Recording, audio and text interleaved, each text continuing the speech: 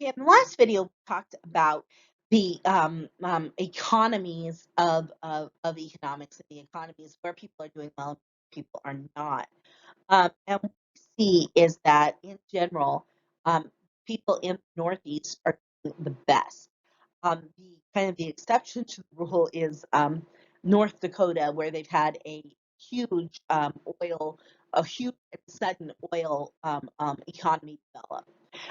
Darker blue you are, the better off you're doing. And um,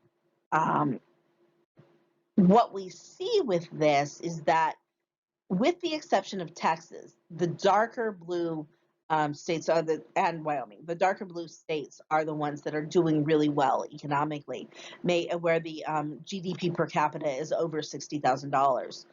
As we get into lower levels of GDP, we also start seeing more of the Republican areas. Most of the South falls into this category, and much of the Midwest falls into this category as well. Um, the states that stunned the country in 2016 were Michigan, Wisconsin, Michigan, and Pennsylvania. And we do see that they're among the poor, the less well off states. And so these were always ripe to go Democratic. We just didn't understand the role of the economy in people's decisions and in regional economies in people's decisions. I want to talk about a concept called the new elite. And the profile of the new elite is someone who has one or more degrees, works with ideas, not materials. So this is somebody in law, advertising, public policy, counting. Those are all things that are ideas. Whereas like manufacturing and farming, you actually what you're producing isn't ideas, it's not words on paper. It's actual physical products or agricultural products or something like that. So the new elite works with ideas and not materials. The work they do directly influences other people's daily lives. And so an attorney who handles criminal cases, for instance, the outcome of their daily work lands people in prison or not, or keeps them out of prison. A physician makes a lot of decisions that, if he or she has 300 patients, the health of 300 people are in their hands. A pharmaceutical researcher maybe not have direct contact with people, but the drugs they discover or help in discovering can, influence massive amounts of people. Government policy work makers make, and this is not just politicians, but the mid-level bureaucrats in Washington and Sacramento. The decisions they make affect hundreds of thousands of people's lives.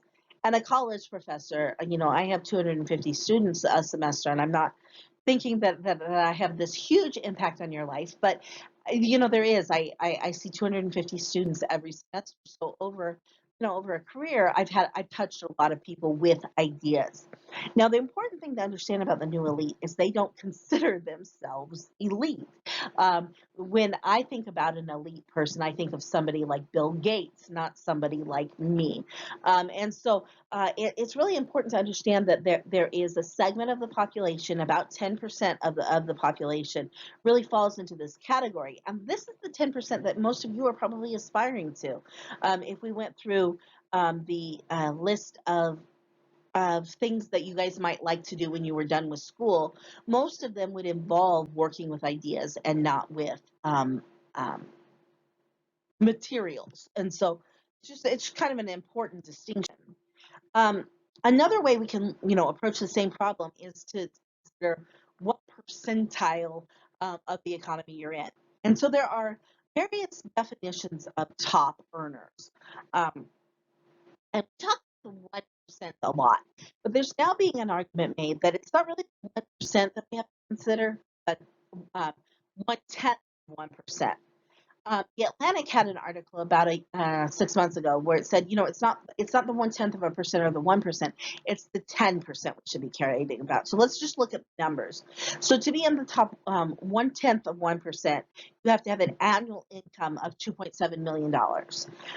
And so when we talk about this, we're talking about athletes, celebrities, CEOs. We're talking about a real rarefied level of person.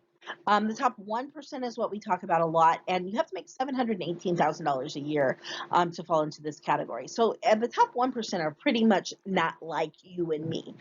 Even doctors don't make this kind of money. Even surgeons and stuff don't tend to make this kind of money. This tends to be um, um, very elite people in business and things like that. The top 5% is you make a salary of about 300K, but the top 10%, the average salary you have to make is 118,000. And while most of you would love to get a paycheck for $118,000 this year, when you think about what most mid-level professionals make, it's not really all that far off. So seventh-year deputy DA or public defender in Orange County makes between 103 and $143,000, smack in that 10% range. A fourth year CPA makes 80 to 110K. A mid-career chemical engineer makes 109K. A mid-career public policy worker makes that, perfect, 118K, and a mid-career general physician makes 192K. So you can see this top 10% actually encompasses people who are very much like the people you and I would like to be. Doesn't seem like a far stretch for any of you that you could go to law school and become a DA, or that you could go to work for a public policy organization like the Rand Corporation or Brookings Institute, or work for a politician. And for those of you who are into sciences, it doesn't seem at all unusual or far out to become a general practitioner.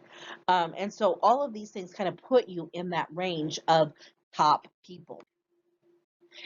One of the reasons people who are in the top percent don't really feel wealthy is because there are a lot of costs affiliated with being a professional.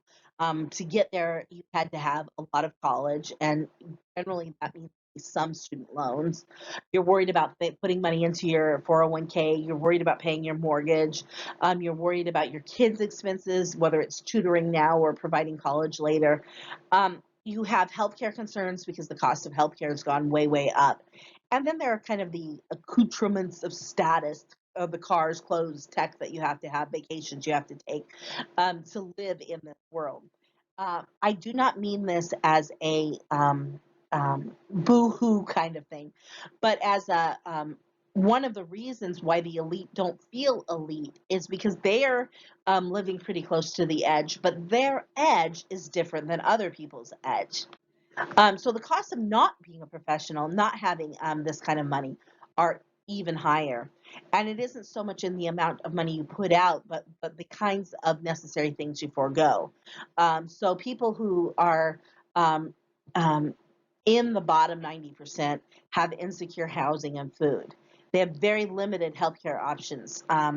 They have trouble with transportation, which, they may not have their own car, which is dependent on public transportation. That can limit the kind of job they can have because they may not be able to get to a job that pays better. Another kind of area is that the ability to bring home food on public transportation is way more limited than if you have an SUV with a big back seat.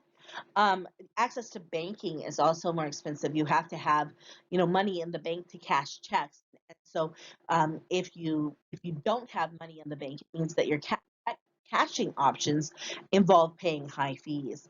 And then childcare. A lot of times we want people on welfare to work, but we don't take into account that in some cases it costs them more to work than it would cost them to stay home because childcare is so expensive in this country. And so there are a lot of costs that people who have some level of security don't even think about.